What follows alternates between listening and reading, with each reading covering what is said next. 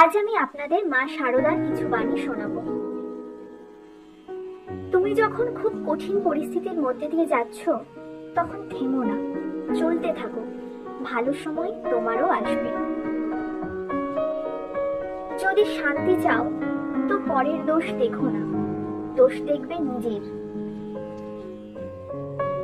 সকলের ওপর সমান ভালোবাসা কি করে হয় জানো? যাকে ভালোবাসবে তার কাছে প্রতিদানে কিছু চাইবে না। আমি সতেরো মা, অসতেরো মা, সবসময় জানবে আর কেউ থাক বা না থাক, তোমার একজন মা আছে। লোভ ও অতিরিক্ত চাহিদাই মানুষের জীবনে পতন ডেকে আনে।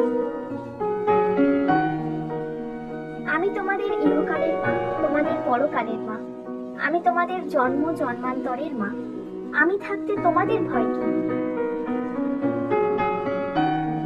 কেউ যদি তোমাকে ভালো না বলে তাতে মন খারাপ করো না, কারণ এক জীবনে সবার কাছে ভালো হওয়া যায় না।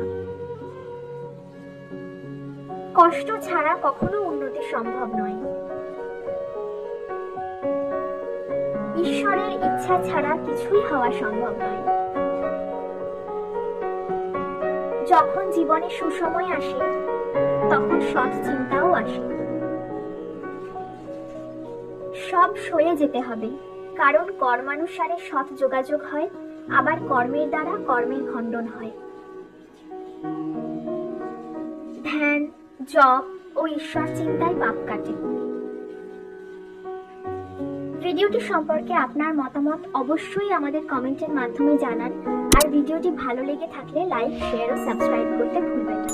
দেখা হবে আবার পরের ভিডিওতে। ততদিন ভালো থাকুন, সুস্থ থাকুন আর পজিটিভ থাকুন।